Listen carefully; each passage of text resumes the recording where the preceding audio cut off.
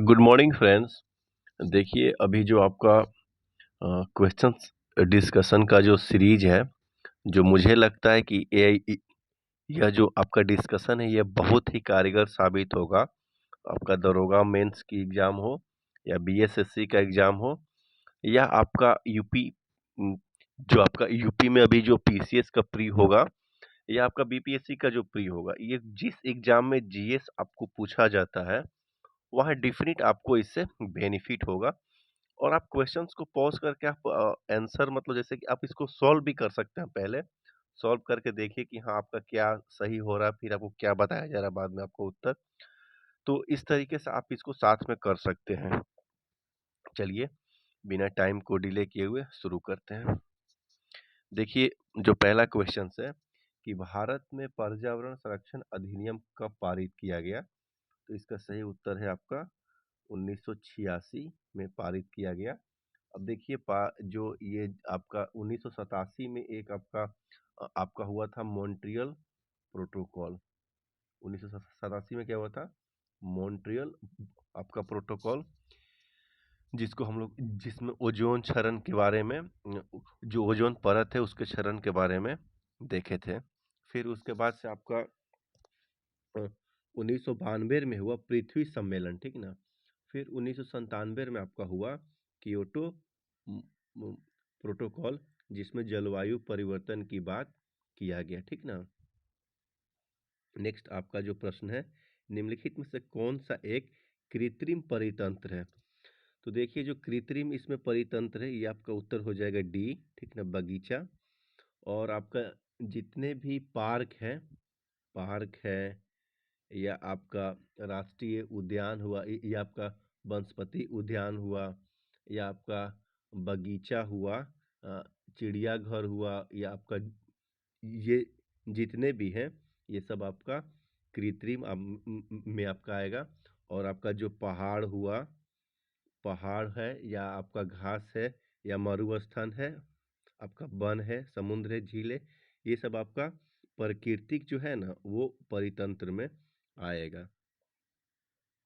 Next आपका आपका प्रश्न है कि निम्नलिखित में से कौन सर्वाधिक ग्रीन हाउस इफेक्ट करती है।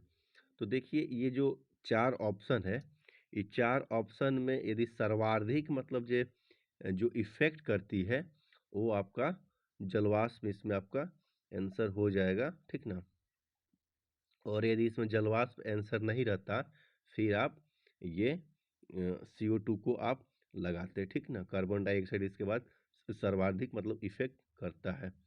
और ओजोन जो आपका ओजोन क्षरण के लिए जो प्रोटोकॉल हुआ था अभी हम बात किए 1987 में, कहाँ पे हुआ था? तो मॉन्ट्रियल प्रोटोकॉल हुआ था।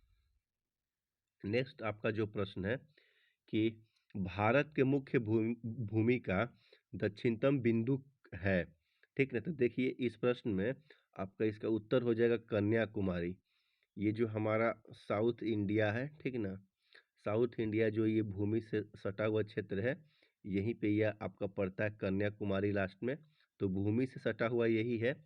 और यदि डायरेक्ट दक्षिणतम बिंदु आपका पूछ दे तब आपका उत्तर हो जाएगा इंदिरा पॉइंट, ठीक ना, जो आपका निकोबार डिस्ट्रिक्ट में पड़ता है। यदि भूमि से डायरेक्ट पूछ दे तो कन्याकुमारी, और डायरेक्ट ये भूमि शब्द नहीं रहे, डायरेक्ट पूछे कि आपका दक्षिणतम बिंदु कौन सा है अपने कंट्री का, तो आपका हो जाएगा इंदिरा पॉइंट। नेक्स्ट आपका प्रश्न है कि भारत में किस प्रकार का वन सर्वाधिक भाग में पाया जाता है। तो इसका सही उत्तर आपका हो जाएगा बी, उष्णकटिबंधीय पर्णपाती वन। इसी को हम लोग बोलते हैं क्या? मानसूनी वन। क्या बोलते हैं? इसी को बोलते हैं हम लोग मानसूनी वन, ठीक ना। और इसमें क्या होता है कि देखिए मैक्सिमम जितना भी हमारे देश में जो भी मतलब आपका पौधा है या मैक्सिमम जो पशु है या पौधा है, इसी क्षेत्र में आपका पाए जाते हैं, जहाँ भी उष्णकटिबंधीय पर्णपाती वन या मानसूनी, अ, इसी को बोलते हैं हम लोग मानसूनी वन। अब देखिए इसके लिए आपका जो पानी है ना, जो वर्षा का जो ये है वो 175 से 200 CM यहाँ पे वर्षा होना चाहिए, ठीक। ये आपका हो गया उष्ण कटिबंधीय सदाबहार वन, ये आपका आपका पश्चिमी घाट और पूर्वी घाट के आसपास में ये मिलता है। पर्वतीय वन पर्वत में मिलता है। और देखिए भारत में सबसे जो कम वन है वो आपका मैंग्रोव वन है। कितना होगा? तो मुझे लगता है कि जो आप जितने भी भारत में वन है उसका 0.06% ही है कौन? Mangrove one. नेक्स्ट प्रश्न है कि निम्नलिखित कथनों में कौन सही है? हिमालय के पश्चिमी भाग की अपेक्षा पूर्वी भाग में अधिक विविधता पाई जाती है। बिल्कुल सही है, ठीक ना। पूर्वी भाग में पश्चिमी भाग की अपेक्षा ज़्यादा आपकी ये जो है ना आपकी जैव विविधता पाई जाती है। हिमालय के पश्चिमी भाग की अपेक्षा पूर्वी भाग की चौड़ाई अधिक है। ये आपका क्वेश्चन, ये आपका ऑप्शन हो जाएगा गलत। क्यों? क्योंकि देखिए पश्चिमी भाग का जो चौड़ाई है वो लगभग 400 किलोमीटर के आसपास है, और जो आपका पूर्वी भाग का जो आपका जो लंबाई है ये लगभग 160 किलोमीटर के आसपास में है।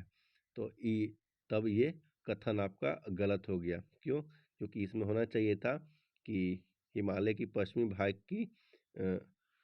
भाग की अपेक्षा पूर्वी भाग की चौड़ाई कम है, तो यहाँ पे दिया हुआ है अधिक है। तो इसका उत्तर हो जाएगा केवल 1।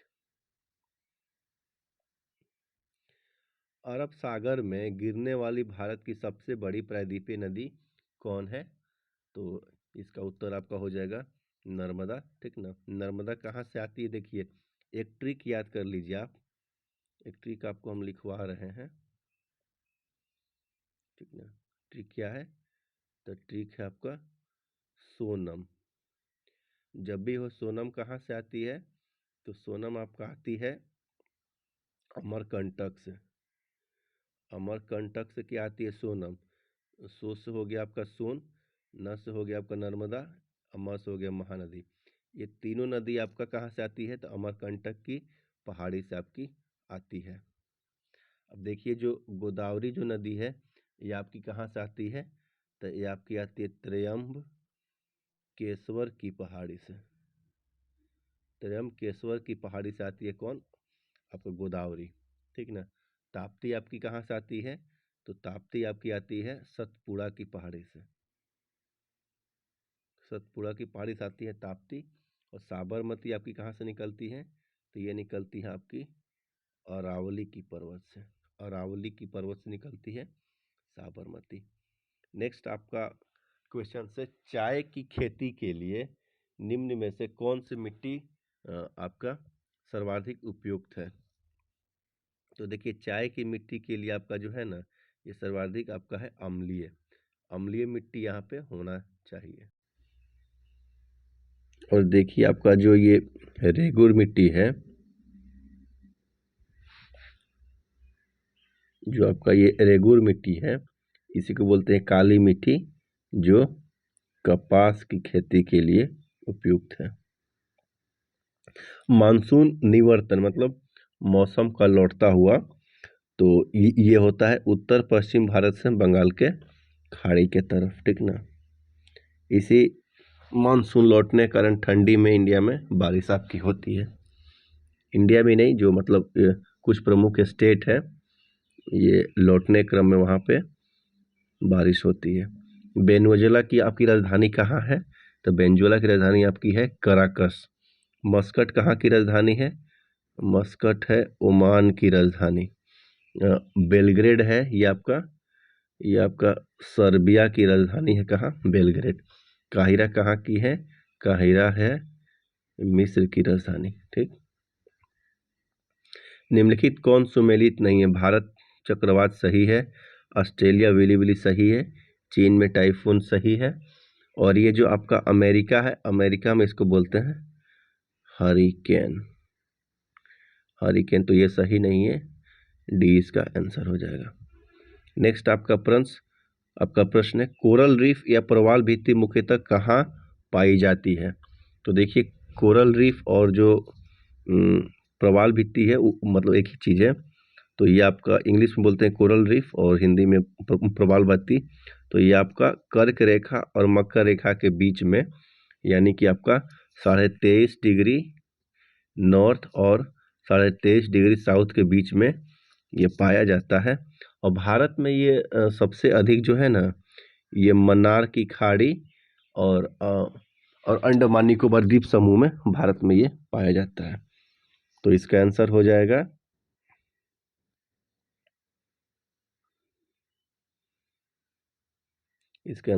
सी। नेक्स्ट आपका जो प्रश्न है, स्वर्ण सिंह समिति का संबंध किससे है? तो देखिए, स्वर्ण सिंह जो समिति है, इसका संबंध आपका मूल कर्तव्यों से है, ठीक ना। ये जो है आपका 42वें संविधान संशोधन के तहत इसको इंक्लूड किया गया था 1976 में। और क्या है कि ये इसको इसमें 10 उस समय आपका जो मूल कर्तव्य थे ऐड किए गए, और फिर ये आपका एक बार और फिर 86 संविधान संशोधन हुआ 2002 में, और फिर एक मूल कर्तव्य को जोड़ा गया। तो अभी इसकी संख्या कितना है?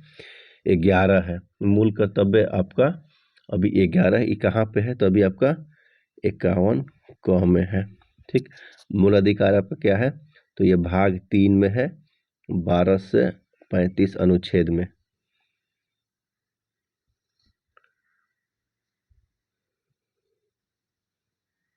देखिए, आपका ये नीति निर्देशक तत्व है, ये आपका भाग 4 में है, ठीक ना। अनुच्छेद कितना से? तो 36 से 51 तक ये है, जो आयरलैंड से लिया गया था। और फिर इसका उत्तर आपका हो गया मूल कर्तव्य।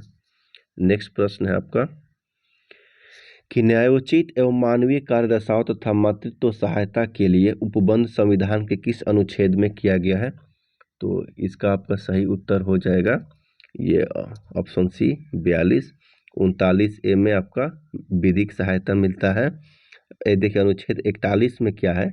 अनुच्छेद 41 जो है ना, वो आपकी सार्वजनिक सहायता, पब्लिक जो हेल्प होता है, वो ये डिफाइंड करता है। और इसी के कारण आपको 41A के कारण ही बेरोजगारी, जो आपको सरकार बेरोजगारी भत्ता देता है, या आपका बुढ़ापा में वृद्धा पेंशन देता है, या मतलब किसी भी चीज़ के लिए यदि गवर्नमेंट का जो सब्सिडी या जो भी आपको बेनिफिट मिलता है गवर्नमेंट स्कीम का, वो आपका अनुच्छेद 41 के तहत ही आपको मिलता है। इसमें दिया गया है, सार्वजनिक सहायता की बात की गई है।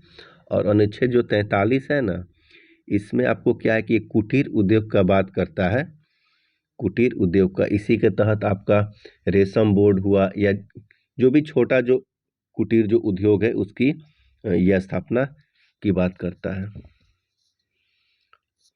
नेक्स्ट क्वेश्चन से कि भारत में नियंत्रण एवं महालेखक परीक्षक के बारे में निम्नलिखित में से, तो इसका उत्तर आपका हो जाएगा सी।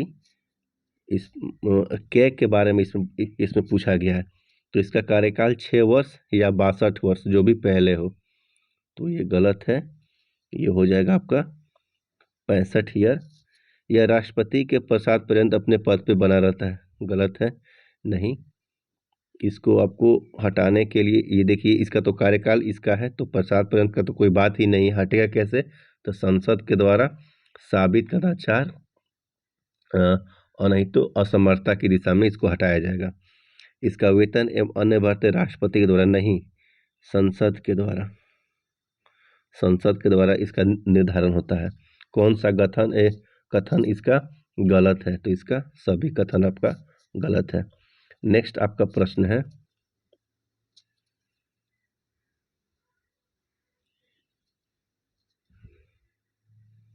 नेक्स्ट आपका ये प्रश्न है, राज्यों के मुख्यमंत्री समेत मंत्रियों की अधिकतम संख्या विधानसभा में कुल सदस्य कितने परसेंट होगा? तो इसका उत्तर हो जाएगा 15%। यह आपका 91वां संविधान संशोधन 2003 के द्वारा तय किया गया। नेक्स्ट प्रश्न है, रीट जारी करना उच्चतम न्यायालय किस क्षेत्राधिकार में आता है? तो देखिए, जो रीट जारी करना है, ये आपका न्यायाधीश क्षेत्राधिकार, इसका न्यायिक जो क्षेत्राधिकार है उसमें आता है। तो ये आपका ऑप्शन बी आपका सही है। दल बदल अधिनियम संविधान संशोधन कब पारित किया गया? तो ये हो जाएगा आंसर बी 1985 में। 1985 में आपका 52वां संविधान संशोधन के द्वारा इसको पारित किया गया, जिसे 10वीं अनुसूची में ऐड किया गया। सर्वप्रथम प्रत्यक्ष चुनाव का प्रावधान निम्नलिखित में से किस अधिनियम के द्वारा किया गया? तो इसका सही उत्तर हो जाएगा ऑप्शन सी, भारत शासन अधिनियम 1919, ठीक ना, जिसके कारण ही आपका द्विसदनीय व्यवस्था की शुरुआत किया गया, ठीक ना। द्विसदनीय में पहला जो था वो था आपका ये जो उच्च सदन था आपका, उच्च सदन था, इसको कहा गया राज्य परिषद। जो उच्च सदन थे उसको कहा गया राज्य परिषद, और जो निम्न सदन था उसको कहा गया विधानसभा, ठीक ना। नेक्स्ट प्रश्न की तरफ चलते हैं। प्रधानमंत्री की राष्ट्रपति को सूचनाएं प्रदान करने संबंधी कर्तव्यों का उल्लेख है। तो ये आपका ये अनुच्छेद 78 में इसका उल्लेख किया गया है। तो इसका आंसर डी आपका सही है। और 77 में क्या है ना कि भारत सरकार का जितना भी आपका कार्यालय का संचालन होगा वो ऑन द बिहाफ ऑफ राष्ट्रपति होगा, ये 77 में लिखा गया है। और 74 में क्या है कि राष्ट्रपति को सहायता करने के लिए एक मंत्री परिषद होगी। और अनुच्छेद 75 में क्या गया है कि आपका प्रधानमंत्री की नियुक्ति राष्ट्रपति करेंगे और अन्य जो मंत्री होंगे उनका नियुक्ति राष्ट्रपति करेंगे प्रधानमंत्री की सलाह पर। नेक्स्ट आपका प्रश्न है कि निम्नलिखित में से कौन सा देश प्रातः काल शांति की भूमि के नाम से जाना जाता है? तो इसका उत्तर हो जाएगा आपका साउथ कोरिया। और थाईलैंड को श्याम देश के नाम से भी जाना जाता है, श्याम देश। नेक्स्ट क्वेश्चन से कि विश्व जल संरक्षण दिवस कब मनाया जाता है? तो ये आपका आंसर हो जाएगा 22 मार्च को, ठीक ना। 22 मार्च को आपका विश्व जल संरक्षण दिवस मनाया जाता है। आपका विश्व जल दिवस भी मनाया जाता है और इस दिन बिहार दिवस भी मनाया जाता है, ठीक ना। 28 फरवरी को राष्ट्रीय विज्ञान दिवस, 5 जून को आपका हो जाएगा विश्व पर्यावरण दिवस, 11 जुलाई को विश्व जनसंख्या दिवस, ठीक। स्वदेशी और बहिष्कार आंदोलन का अनुमोदन कांग्रेस के किस अधिवेशन में हुआ? तो इसका आपका सही उत्तर हो जाएगा सी, बनारस का। ये 1905 का बनारस अधिवेशन में इसको पारित किया गया, ठीक ना। पारित नहीं, इसको मतलब समर्थन किया गया। इसका उत्तर यही हो जाएगा, यही पूछ रहा है कि समर्थन कांग्रेस किस अधिवेशन में हुआ। लेकिन इसको जो अपनाया गया वो आपको कलकत्ता का अधिवेशन 1906 में, इसको कांग्रेस का जो वार्षिक जो बैठक होता है को कांग्रेस का जो सम्मेलन होता था उसमें इसको अपना लिया गया फाइनली। बट इसको जो अनुमोदन किया गया वो बनारस अधिवेशन 1905 में ही।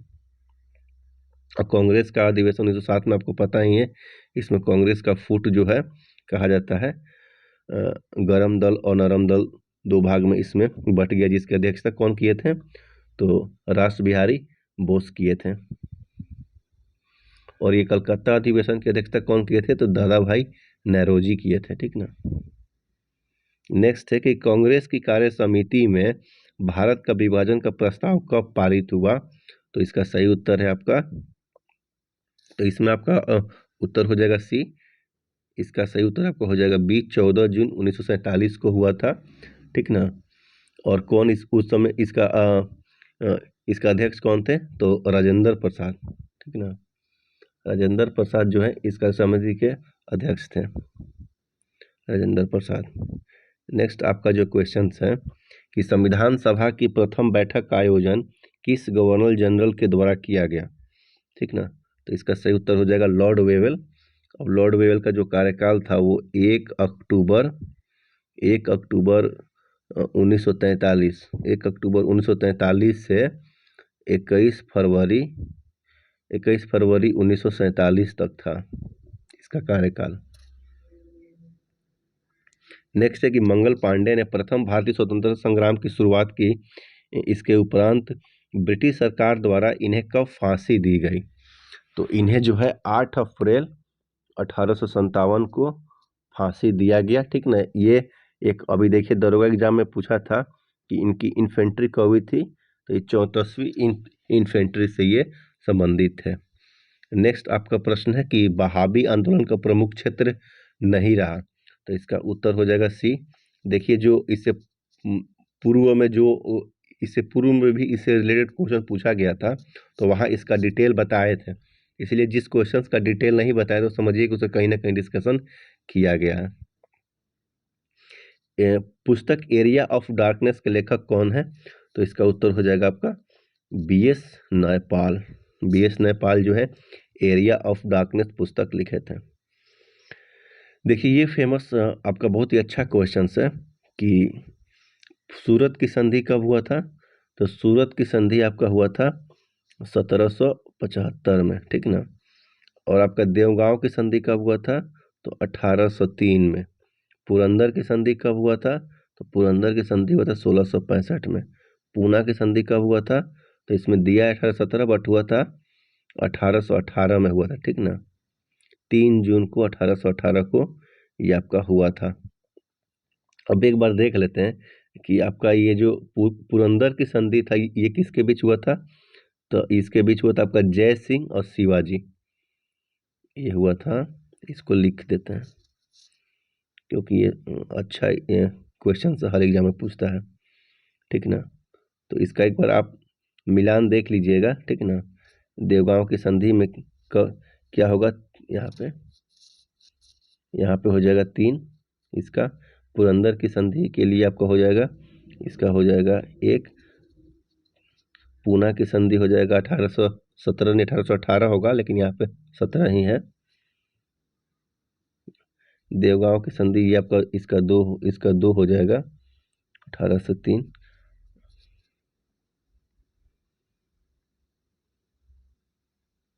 देवगांव की संधि हो जाएगा ऑप्शन बी, ठीक ना, 1803। पुरंदर की संधि हो जाएगा 1, 1665। पूना की संधि हो जाएगा 1817, ये 1818 में हुआ था। सूरत की संधि हो जाएगा 1775। तो ये अपना मिला लीजिएगा, इसका आंसर हो जाएगा सी। बट देखिए इसमें जो मुख्य चीज़ें हम क्या बताना चाह रहे हैं, बताना ये चाह रहे हैं कि देखिए इसका जो संधि हुआ था किसके किसके बीच हुआ था, वो हमें आपको लिखवाना चाह रहे हैं। देखिए जो सूरत की संधि हुआ था 1665 में, जो आपका जो संधि हुआ था ये पुरंदर की संधि, ये हुआ था जय सिंह और शिवाजी के बीच में। जय सिंह और शिवाजी के बीच में हुआ था पुरंदर की संधि, ठीक ना। फिर जो ये आपका पूना की संधि हुआ था 1817-18 में, ये 18 में ही हुआ था, 3 जून 1818 को। तो जो पूरा जो ये आपका पूना की जो संधि हुआ था ये किसके बीच हुआ था? ये आपका 1803 में कौन था? ये आपकी 1803 में था देवगांव की संधि, ठीक ना। तो जो देवगांव की जो संधि हुआ था यह किसके बीच हुआ था? तो ये हुआ था रघु जी और वेलेजली के बीच में हुआ था। रघु जी और वेलेजली के बीच में हुआ था। और फिर ये जो आपकी पूना की संधि जो 3 जून 1818 को हुआ था, तो यह हुआ था आपका बाजीराव द्वितीय और इंग्लिश के बीच, अंग्रेजों के बीच में, ये ईस्ट इंडिया कंपनी जो था उसके बीच में ये हुआ था, आपका हुआ था। और फिर ये सूरत की जो संधि है 1775 में, यह किसके बीच हुआ था? तो रघुनाथ राव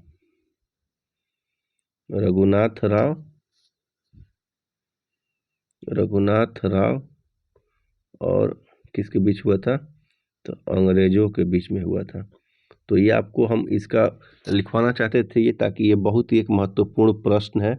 और इसको आप एक प्रश्न मत समझिए, ये एक प्रश्न में देखिए कम से कम 8-10 प्रश्न यहाँ से ये निकल गया, ठीक ना। तो इसको आप जरूर देख लीजिएगा। नेक्स्ट प्रश्न है कि निम्नलिखित में से किस ग्रंथ में गुप्त काल के बारे में जानकारी मिलती है? तो देखिए इसका सही उत्तर हो जाएगा मृच्छकटिकम।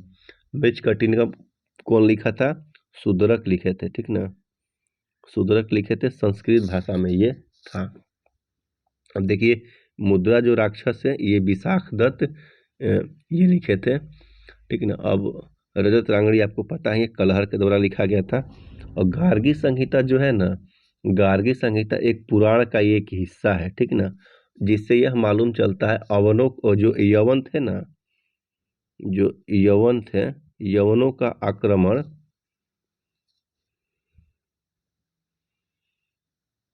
यवनों का आक्रमण का इतिहास, इससे गार्गी संहिता से मालूम चलता है। तो इसका उत्तर हो गया आपका ए। नेक्स्ट है, कलिंग शासन खारवल किस धर्म का अनुयायी था? तो ये जैन धर्म का अनुयायी था। नेक्स्ट आपका प्रश्न है कि भीतरी स्तंभ लेख किसके द्वारा लिखा गया था? तो ये आपका लिखा गया था स्कंदगुप्त के द्वारा। नेक्स्ट प्रश्न है कि दक्षिण भारत में स्थित कैलाश मंदिर का निर्माण किस शासकों द्वारा किया गया? तो इसका उत्तर हो जाएगा आपका पल्लव शासक के द्वारा बनाया गया था। पल्लव शासक कौन बनाया था? तो नरसिंह वर्मन के द्वारा बनाया गया था। किसके द्वारा? नरसिंह वर्मन के द्वारा आपका इसको बनवाया गया था। और देखिए राष्ट्रकूट शासक में थे ना, राष्ट्रकूट शासक में एक थे कृष्ण प्रथम, जो एलोरा के कैलाश मंदिर का ये निर्माण करवाए थे। एलोरा के कैलाश मंदिर का निर्माण ये कहते हैं। चोल शासक जो थे ना, चोल शासक जो तंजौर में बृहदेश्वर मंदिर का निर्माण करवाए थे, कौन थे? राजा राज प्रथम, ठीक ना। राजा राज जो चोल थे वो तंजावुर में बृहदेश्वर मंदिर का निर्माण करवाए थे।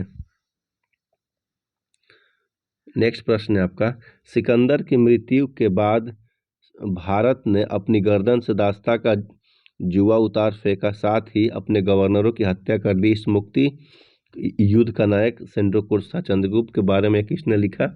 तो इसका सही उत्तर हो जाएगा एरियन। ध्वनि का प्रभाव हमारे मस्तिष्क के संवेदन कितने समय तक रहता है? तो 1/10। नेत्र में प्रवेश करने वाले प्रकाश की मात्रा का नियंत्रण निम्न में से किस अंग द्वारा किया जाता है? ठीक, तो ये देखिए इसका सही उत्तर आपका हो जाएगा क्या? इसका हो जाएगा सही उत्तर आइरिस, ठीक ना। आइरिस क्या है ना, जिसको बोलते हैं परितारिका, जी इसी को बोलते हैं परितारिका, ठीक ना। परितारिका का क्या काम है कि रेटिना पर पहुंचने वाला जो भी प्रकाश है ना रेटिना पे, उसको यह नियंत्रित करता है। कॉर्निया का क्या काम है? तो देखिए कॉर्निया का काम क्या है कि प्रकाश जो है ना, प्रकाश को पुतली में प्रवेश करने देता है। कौन? कॉर्निया। नेत्र गोलक जिसको बोलते हैं, प्रकाश को नेत्र गोलक पुतली में प्रवेश करने देता है। कौन? कॉर्निया।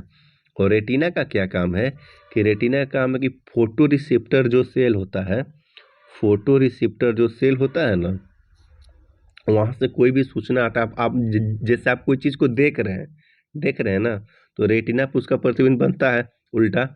और क्या है कि ये आपको मस्तिष्क को पास भेजता है उस सूचना को, आपने जो देखा। जैसे हम अभी लिख रहे हैं ये, तो ये आपका आँख में आप इसको देख रहे हैं ना, तो रेटिना का यही काम है कि आप ये जो देख रहे हैं ये तीर, ये मस्तिष्क के पास भेजेगा, तब मस्तिष्क आपको बताएगा हाँ ये तीर लिखा हुआ है, ठीक ना।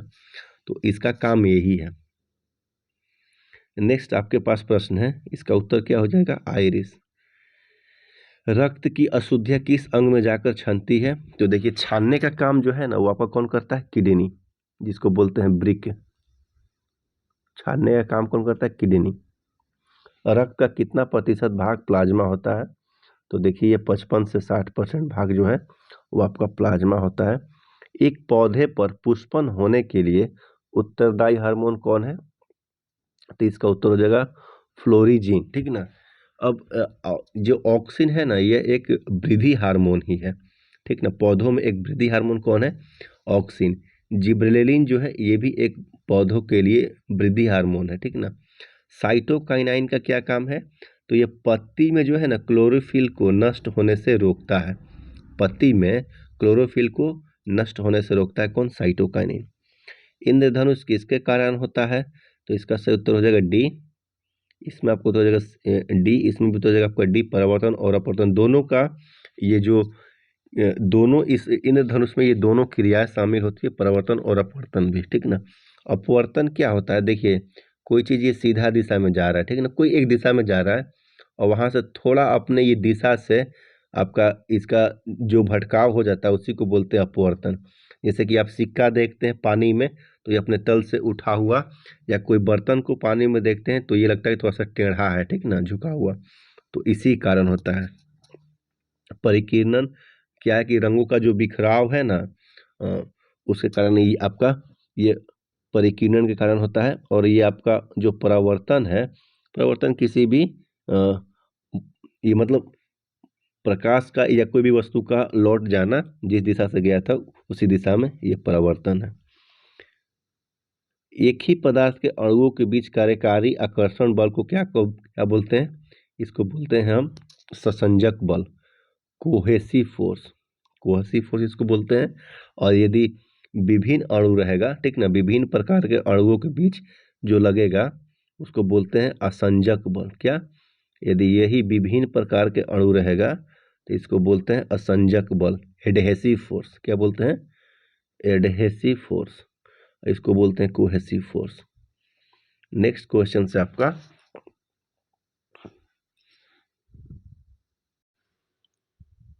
नेक्स्ट प्रश्न, किसी अभिक्रिया में भाग लेने वाले पदार्थ क्या कहलाते हैं? तो ये अभिकारक कहलाते हैं, ठीक ना। क्षारक को जल में घोलने पर क्या मुक्त होता है? तो ये आपको OH आयन निगेटिव अब जो है ये मुक्त होता है। नींबू के रस का pH मान कितना होता है? तो 2.2। रक्त का होता है 7.4। बादल और वायुमंडल का तैरना किस कारण होता है? तो श्यानता के कारण होता है। नेक्स्ट पढ़ना, छाया में पनपने वाले पौधों को क्या कहते हैं? तो छाया में पौधे वाले पौधों को कहते हैं सियोफाइट्स, ठीक ना, सियोफाइट्स। हेलोफाइट्स आपको पता ही है लवणीय मृदा में होता है। लिथोफाइट्स चट्टान पे होता है। मेनरिम अंतर्राष्ट्रीय किन दो देशों के बीच सीमा रेखा है? तो रूस और फिनलैंड हो जाएगा इसका एक। जैव विविधता दिवस 22 मई, VVI प्रश्न। 22 मार्च पृथ्वी जल दिवस, 22 अप्रैल पृथ्वी दिवस और 22 मई जैव विविधता दिवस। राष्ट्रीय खाद्य सुरक्षा मिशन कब लॉन्च हुआ था? 2007 में। भारत में मुद्रास्फीति के प्राकलन का सबसे प्रचलित माप है? तो देखिए ये WPI भी है, CPI भी है। आंसर आपका हो जाएगा CPI, कंज्यूमर प्राइस इंडेक्स। इसका होता है आपका होल प्राइस इंडेक्स, ठीक ना। तो ठीक है फ्रेंड्स, यह एक रहा संक्षेप में आपका एक वीडियो, आप इसे रिवाइज कर सकते हैं। ठीक है फ्रेंड्स, बाय।